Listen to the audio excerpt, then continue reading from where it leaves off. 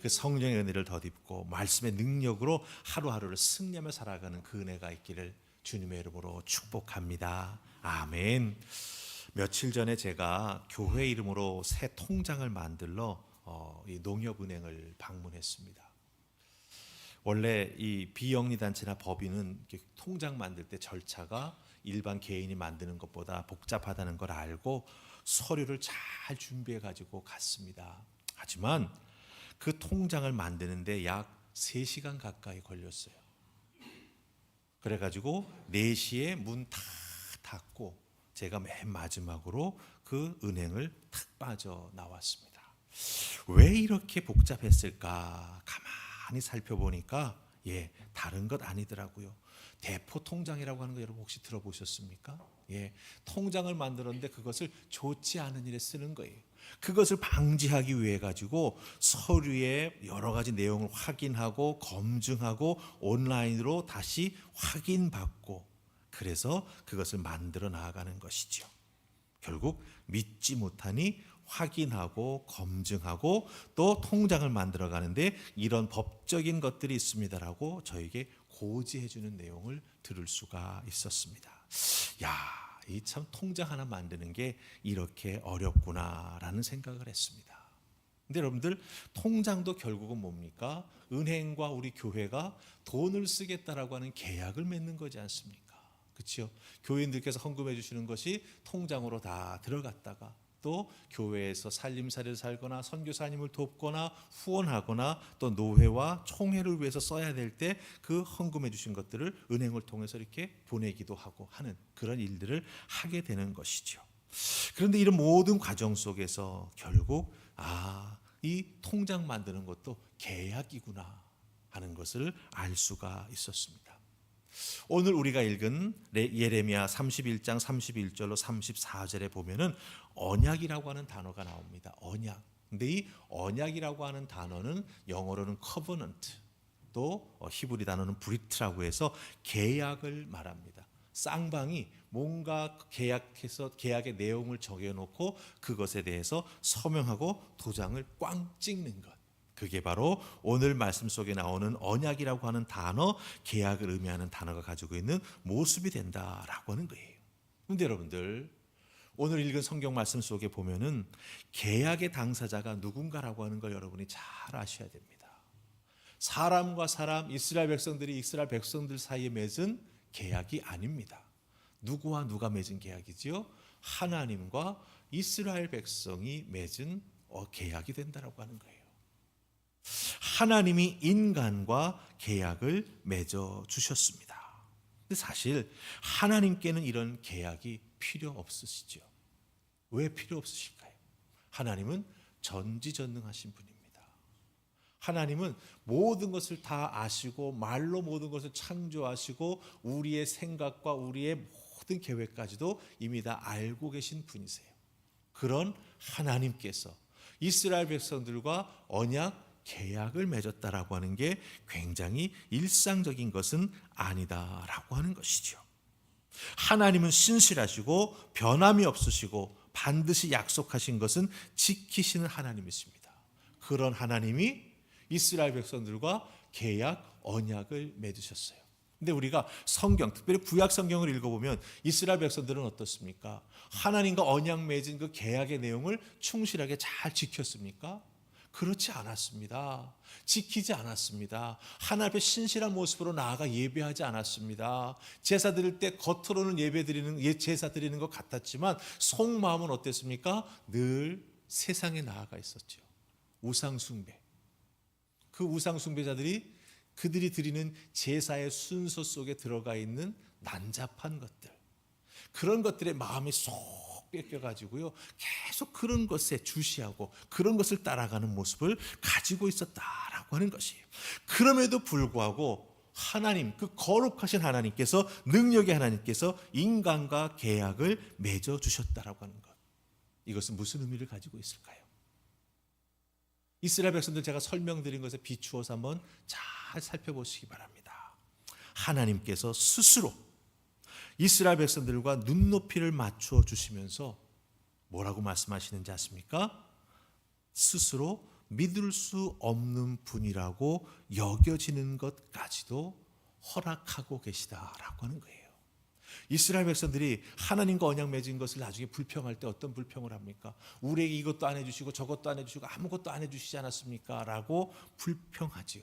하나님 이렇게 해주신다고 약속했는데 왜 지켜주시지 않았습니까? 그거 계약 파기 아닙니까? 라고 말할 수 있는 것 하나님께서 다 아시고, 그렇죠? 그 사람과 사람 사이의 언약과 계약이 맺어지는 것, 그것처럼 하나님께서는 스스로 이스라엘 백성들이 믿을 수 없는 분이라고 여겨질 수 있는 그 단계까지 자기 자신을 낮추어 주셨다라고 하는 거예요.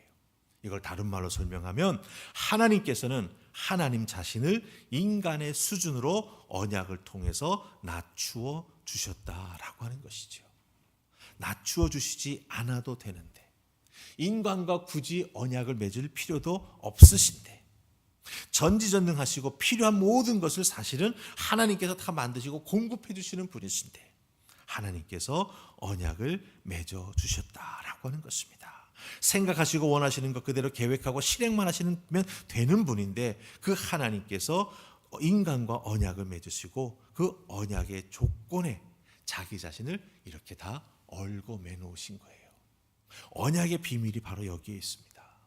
언약이라고 하는 건 뭡니까? 하나님의 낮아지심, 하나님의 겸손하심, 하나님의 은혜라고 하는 의미가 담겨져 있지요. 근데 왜 이게 낮아지시고 겸손하시고 은혜가 됩니까? 그 언약의 내용 속에 우리 인간과 맺으신 그 언약의 내용을 하나님께서 꼭 지켜 행해 주시기 때문에, 행해 주시기 위해서 언약의 조건 하나하나를 통해서 하나님께서 자기 자신을 거기에다가 묶어 놓으신 거예요.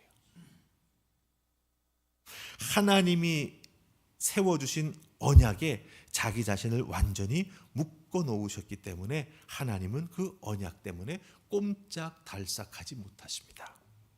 그래서 우리가 신앙생활에 나아가면서 하나님을 움직일 수 있는 유일한 방법이 뭔지 아십니까? 바로 하나님과 언약을 맺은 것을 우리가 믿음으로 딱 붙잡는 거예요. 아브라함과 하나님이 언약 맺으셨지 않습니까? 하나님은 신실하게 아브라함에게 모든 언약의 내용을 하나하나 지켜나가셨습니다. 물론 아브라함이 생각하는 때와 맞아떨어진 것은 아니었어요. 하지만 그 아브라함은 자기 스스로가 생각했던 때와 맞아떨어지지 아니하니까 어떡합니까? 하나님과 맺었던 언약을 어기기 시작했죠. 인간적인 방법으로, 그렇죠? 결국은 하갈을 통해서 후사 이스마엘을 생산하게 되었다라고 하는 거예요. 근데 하나님은 아브라함을 벌하셨습니까? 아니에요. 또 다시 한번 하나님과 아브라함은 언약을 맺고 그 언약을 갱신하십니다. 여기서 우리가 무엇을 발견합니까? 하나님은 한 번 맺은 언약 변치 않고 지켜주시는구나. 하나님께서는 그 언약에 스스로를 거기다 꽁꽁 얽매여 놓아가지고 그 언약만 하나님 앞에 제시하면 하나님께서는 그 모든 것을 이루어 주시는구나라고 하는 것을 다시 한번 우리가 여기서 발견하게 된다라고 하는 거죠. 언약의 약속을 통해서 하나님은 믿는 자들을 축복해 주셨습니다. 근데 오늘 우리가 읽은 말씀 보니까 새로운 언약이 필요하다고 말하고 있어요. 아니, 먼저 맺었던 언약이 있는데 왜 또 새로운 언약이 필요할까라는 것이 의문부호가 이렇게 생기죠. 왜 새 언약이 또 필요할까? 오늘 말씀 속에 보면 그 설명이 나옵니다. 우리 32절 말씀 보십시다. 32절 찾으셨습니까? 우리 같이 크게 읽습니다. 자, 시작. 이 언약은 내가 그들의 조상들의 손을 잡고 애굽 땅에서 인도하여 내던 날에 맺은 것과 같이 아니할 것은 내가 그들의 남편이 되었어도 그들이 내 언약을 깨뜨렸음이라. 여호와의 말씀이니라. 아멘. 새 언약이 필요한 이유가 여기 잘 설명되어 있습니다. 여기서 말하는 언약이라고 하는 것은 하나님께서 이스라엘 백성들과 맺은 시내산 언약을 말합니다. 시내산 언약은 십계명으로 대표되는 것이죠. 십계명에 대한 내용을 기초로 이제 출애굽기 21장, 22장, 23장에서는 이스라엘 백성들이 어떤 삶을 살아가야 하는지 그 십계명의 내용을 잘 풀어서 설명하시면서 제사장 백성들의 삶의 모습을 설명해 주고 계세요. 그 계명을 주고 계십니다. 근데 이 언약은 그런 과정 속에서 주어진 것이거든요. 이스라엘 백성들과 그렇게 시내산에서 언약을 맺으셨습니다. 그리고 그 언약을 우리 하나님께서 어디다 새겨서 이스라엘 백성들에게 주셨죠? 돌판에 새겨서 주셨습니다. 우리가 알고 있는 십계명 그 율법을 돌판에 새겨서 하나님께서 주셨습니다. 하나님께서 이스라엘 백성들과 이런 언약을 맺기 위해서 종되었던 애굽 땅에서 그들을 구출해 내셨습니다. 하나님의 전능하신 능력을 보여주시면서 장자를 모두 죽게 만드는 재앙을 내리셔서 이스라엘 백성들이 출애굽할 수 있도록 하나님께서 정말 능력을 베풀어 보여주셨습니다. 그런데 여러분 오늘 말씀 잘 보세요. 이렇게 하나님의 능력을 베푸셔서 이스라엘 백성들을 애굽에서 나오게 하시지만 하나님의 마음은 참으로 이스라엘 백성들을 향해서 이 조급한 마음이 있으셨던 것 같아요. 왜? 이스라엘 백성들이 너무나 어렵고 힘들게 살았거든요. 하나님 앞에 저희들 죽을 것 같습니다라고 하는 존재론적인 기도를 올려드리면서 울부짖었다라고 하는 거예요. 그래서 오늘 말씀 보면은 애굽에서 이스라엘 백성들을 구원해 내실 때 하나님께서 그들의 손을 내가 잡고 이끌어 나왔다라고 말씀하세요. 내가 이스라엘 백성들의 손을 잡고 홍해를 건너서 이 광야까지 들어왔다라고 말씀해 주십니다. 하나님이 이렇게 그들을 사랑해 주셨어요. 손을 잡았다. 이것을 호세아 선지자는 남편과 아내의 관계로 설명을 해줍니다.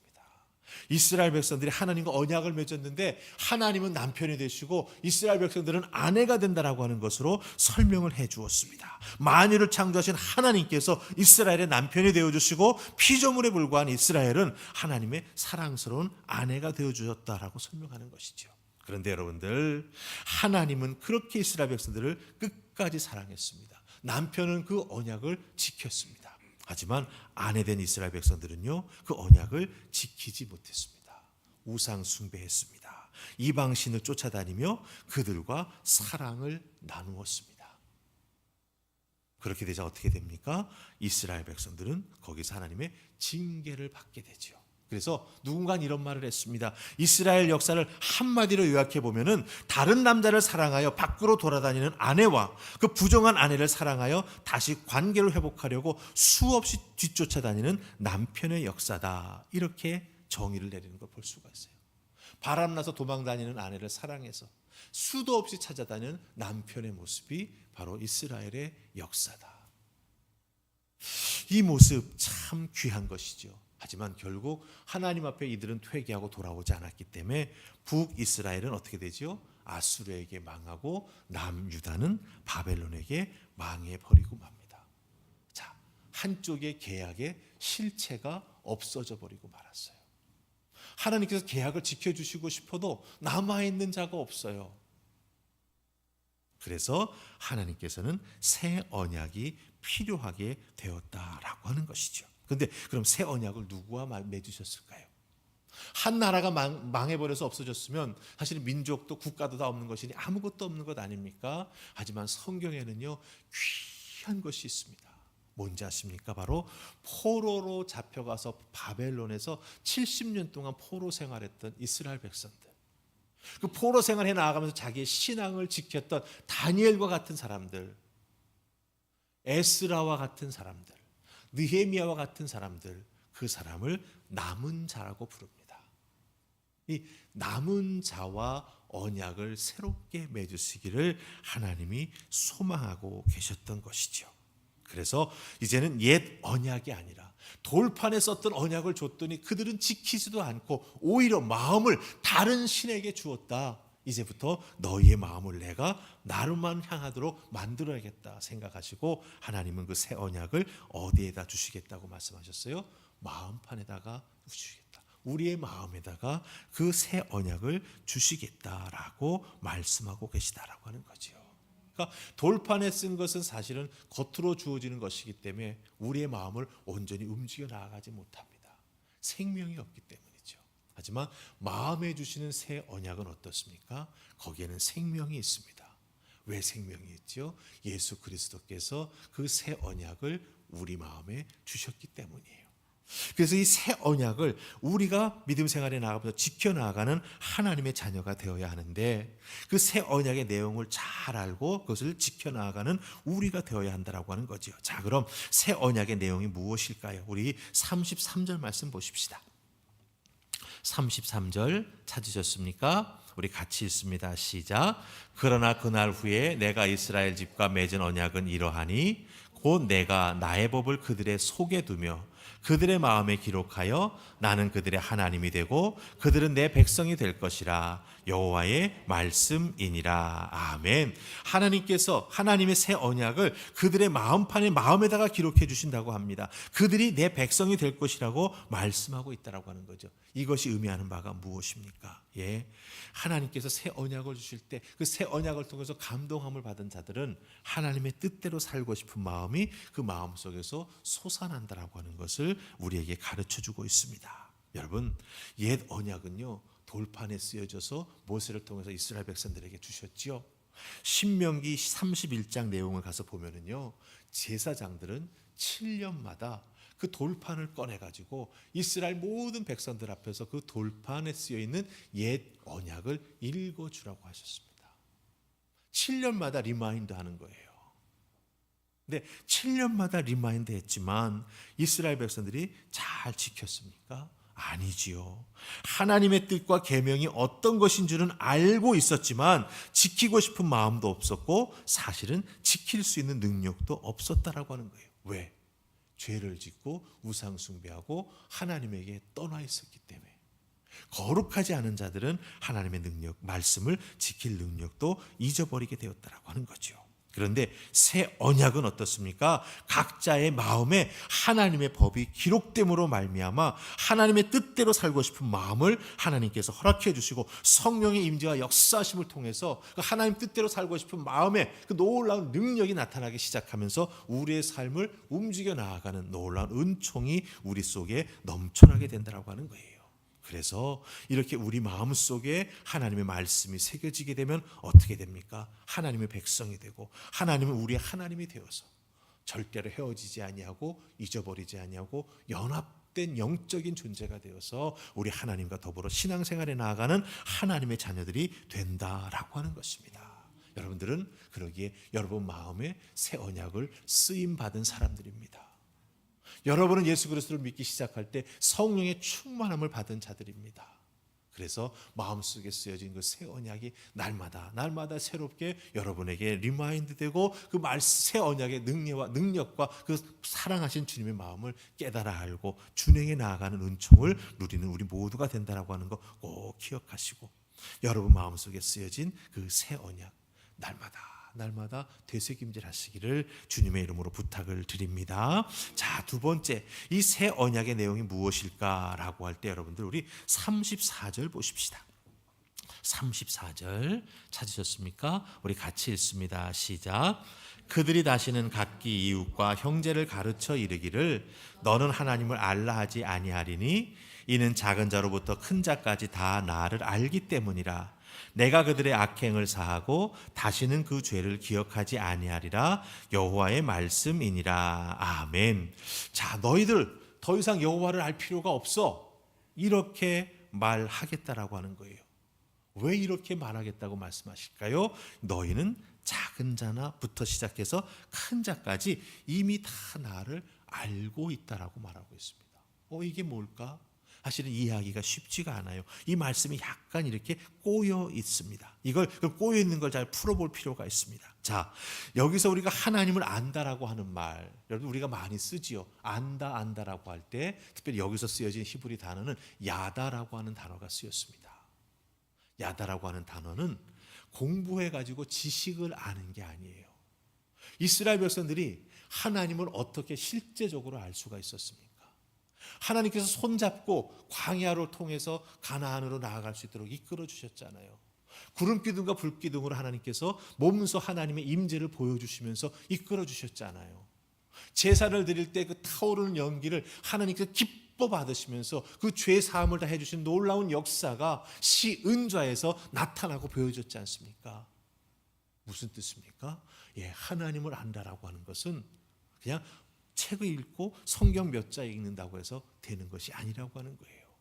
하나님께서 내 손을 붙잡고 광야로 이끌어 주셨던 것처럼 성령께서 내 삶 속에 역사해 주셔서 예수 그리스도를 내 인생의 주인으로 모셔드릴 수 있도록 내 마음에 가장 귀중한 그 중심 자리에 예수 그리스도를 주인으로 인정하고 받아들일 수 있도록 체험케 해주시고 울게 해주시고 깨달아 알게 해주시고 그것을 통해서 내 영혼을 회복시켜 주시고 은혜 베풀어 주셨던 그 체험적인 암, 그게 바로 하나님을 제대로 아는 것이 된다라고 하는 거예요. 근데 큰 자부터 작은 자부터 큰 자까지 다 알게 된다고 말씀하지 않습니까? 이것은 무엇을 의미합니까? 하나님을 체험하는 것은요, 어린아이에서부터 시작해서 어른에 이르기까지 하나님이 역사하시고 하나님이 깨닫게 해주는 은혜는 사실은 연령을 초월한다고 하는 거예요. 아이는 아이에 맞게 하나님을 경험하고 배우고 알게 됩니다. 어른은 어른에 맞게 신앙을 깊이 체험하고 주님을 만나고 하나님을 알게 된다라고 하는 거죠. 그래서 이 안다, 부부처럼 친밀한 관계를 서로 배워나가고 깨달아 알고 경험해 나아가면서 서로를 알게 된다. 이게 바로 안다라고 하는 단어가 가지고 있는 의미가 된다라고 하는 거예요. 그러니까 결국은 지식이 몰라가지고 모자라서 하나님을 모른다, 하나님을 떠나는 일이 절대로 없게 된다라고 하는 것을 여기서 말해주고 있습니다. 우리들 신앙생활에 나아가면서 여러분들 하나님을 안다라고 하는 것이 그러기 때문에 참 중요한 표현이 된다라고 하는 거죠. 내가 만난 예수 그리스도, 말씀을 읽을 때 내 마음을 탁탁 찌르면서 나에게 은혜를 주었던 그 말씀의 깨달음, 그게 뭐예요? 바로 우리가 하나님을 알고 예수님을 알아나가는 과정이 된다라고 하는 거죠. 이렇게 알게 될 때 어떻습니까? 우리 모두는 하나님의 가르침 안에서 떠나지 않고 하나님과 동행해 나아가는 믿음의 사람이 된다라고 하는 것입니다. 그 다음에 또 한 가지, 새 언약이 우리에게 주는 놀라운 내용이 있습니다. 34절에 나오는 거죠. 거기에 보면은 우리가 무엇을 발견하게 됩니까? 다시는 그 죄를 기억하지 아니하신다. 네, 이거예요. 하나님은 우리의 죄를 우리가 용서하고 용서를 구하면 다 용서해 주시고 우리의 죄를 다시는 기억하지 아니하시는데, 믿는 우리가 이 부분이 찜찜한 거예요. 왜 찜찜할까요? 반복되는 부분이 있기 때문에. 죄를 짓는 데 있어서 묘하게 늘 새로운 죄만 짓는 게 아니에요. 우리는 지난번에 걸려 넘어졌던, 나를 마음이 아프게 하고 하나님 앞에서 눈물 짓게 만들었던 그 죄, 얼마 지나면 또 걸려 넘어진 나를 받게 돼요. 그래서 죄에는 중독성이 있어요. 이 부분을 우리가 잘 믿음으로 극복하며 나아가는 우리가 되어야 된다라고 하는 거예요. 이 부분이 우리가 찝찝하니까, 죄가 용서받았나? 용서받지 못했나? 하나님은 이런 나의 모습을 기억할까? 기억하지 못하실까? 온갖 상상을 하면서 믿음 생활에 부담이 되기 시작한다라고 하는 거예요. 여러분 기억하십시다. 예수 그리스도를 통해서 보혈의 공로를 덧입은 우리는 하나님 앞에서 모든 죄를 다 용서함 받았습니다. 이 부분은 특별히 원죄에 대한 일회적인 용서를 의미합니다. 근데 우리가 계속 일상의 삶에서 작은 죄들, 말씀에 따라 온전히 순종하지 못하는 죄들, 그렇죠? 내가 세상에 유혹받아가지고 살짝 넘어가는 그런 부분들 있죠. 그것 때문에 우리는 우리의 구원을 이름을 받았던 그 큰 죄 원죄를 용서함 받았던 것에 대해서 자꾸 의문이 들기 시작한다라고 하는 거예요. 하지만 여러분, 그것은 중요한 게 아닙니다. 왜 중요한 게 아니죠? 손을 씻으면 되기 때문에. 구원함을 받은 사람은 다시 목욕할 필요가 없어요. 내 발이 더러우면 발을 씻으면 돼요. 내 눈이 죄를 짓게 만들면 어떻게 돼요? 눈을 뽑아버리면 돼요. 성경은 그렇게 말하고 있어요. 극단적으로 말합니다. 그렇기 때문에 우리 믿는 자들은요, 하나님 앞에 죄의 용서를 받는다라고 하는 것을 무겁게 생각해야 되고, 특별히 자기를 계속해서 비슷하거나 똑같은 것에 걸려 넘어지게 만드는 죄의 모습을 믿음으로 이겨나가는 우리가 되어야 한다라고 하는 거예요. 바로 여기서 내가 어떻게 살아가야 될까라고 하는 중요한 모습이 따라옵니다. 새 언약 가지고 내가 이렇게 새 언약 속에 특징이 있는데, 그럼 그 새 언약 속에서 내가 어떤 삶을 살아가야 되는가라고 하는 것이죠. 사도 바울은 우리에게 말합니다. 우리는 완성된 존재가 아니다라는 거죠.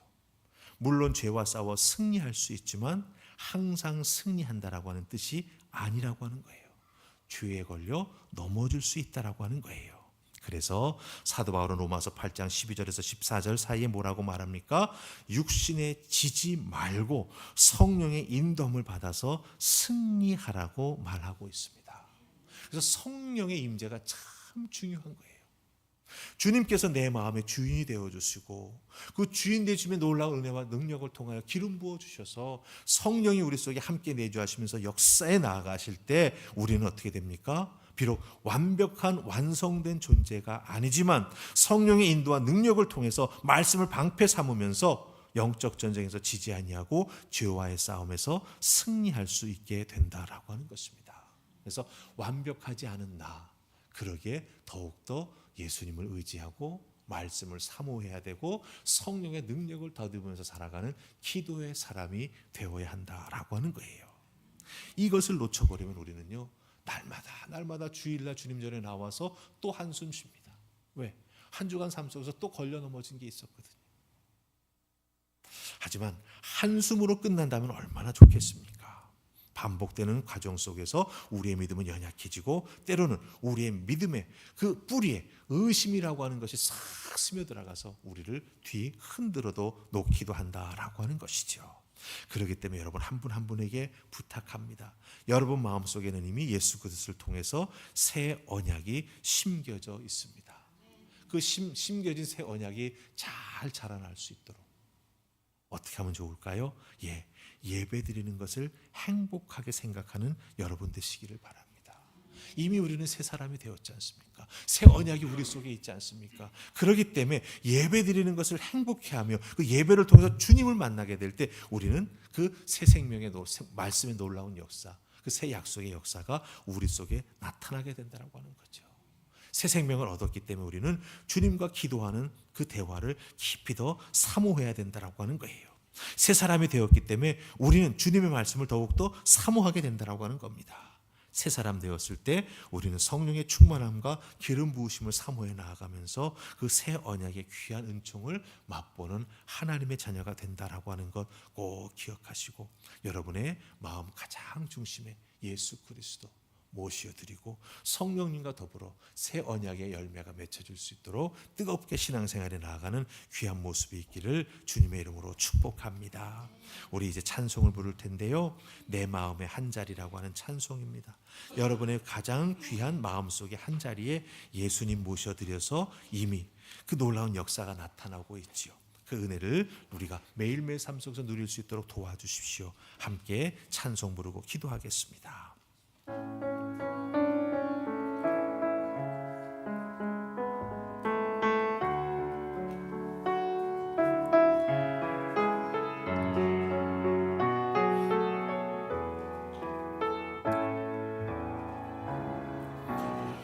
우리들을 위하여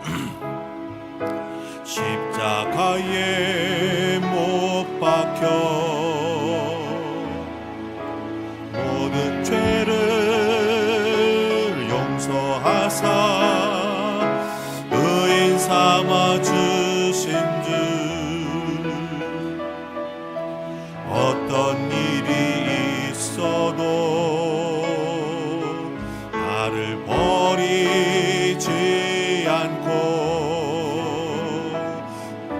죽기까지 사랑하신 나의 귀한 예수님, 내 마음의 한 자리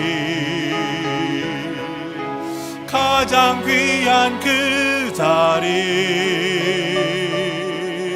주오셔서 앉으소서. 주님만 나의 보배, 내 마음의 한 자리 가장 귀한 그 자리 주오셔서 다스리소서. 주님만 나의 영광. 우리 기도하십시다. 주님이 오셔서 내 마음의 가장 그 귀한 자리에 앉아주실 때 나는 주님을 나만의 보배로 여기며 주님만 의지하고 따라 나아가겠습니다. 어떤 일이 있어도 주님 그 은혜의 장중에서 벗어나지 아니하며 은혜만 먹고 살아가는 하나님의 사람 되겠습니다. 도와주십시오. 새 언약이 내게 있으니 예수 그리스도 내 귀한 삶의 중심에 자리하고 계시니 저는 이겨낼 수 있습니다. 승리할 수 있습니다. 주여 도우시옵소서. 사순절 기간 동안 예수 그리스도의 고난의 의미를 깊이 묵상하면서 주님 따라 나아가는 우리 되게 하여 주시옵소서. 우리 다 같이 입술을 열어서 새 언약을 주심에 감사하며 기도하겠습니다. 기도하십시다. 주님 감사합니다. 옛 언약, 그것은 결국 나에게 죄가 무엇인지는 알려주지만 나를 통하여 나에게 예수 그리스도의 구원의 은혜까지는 전해주지 못했습니다. 예수 그리스도를 만나 깊은 체험을 했기에 그 은혜가 무엇인지를 깨달아 알았기에 저희들은 믿음 안에서 새 언약만 따라 나아가는 하나님의 자녀가 됨을 믿습니다. 더욱 깊은 믿음 허락해 주시사 믿음의 뿌리가 깊어지며 그 새 언약의 놀라운 은혜와 의미를 깨달아 알고 무성한 아버지 믿음의 열매를 맺는 우리 모두 될 수 있도록 주여 도와주시옵소서. 이끌어 주실 줄 믿습니다. 축복하여 주시옵소서. 주님 고맙고 감사합니다. 내 마음의 한 자리, 가장 그 귀한 자리를 예수님의 자리로 남겨놓았다가 예수님을 구세주로 모셔드리며 그 자리에 앉혀드립니다. 이제부터 예수 그리스도의 그 새 언약이 나를 지배하고 이끌어 나아가는 줄 믿습니다. 이제 나의 두 손과 두 발은 주님의 것입니다. 주님 사용하여 주시고 그 새로운 언약의 열매가 많이 맺혀져서 하나님께 영광 돌리는 우리 모두가 되게 하여 주시옵소서. 감사하옵고 예수님 이름으로 기도하옵나이다. 아멘. 이제 우리 이런 교회 되게 하소서.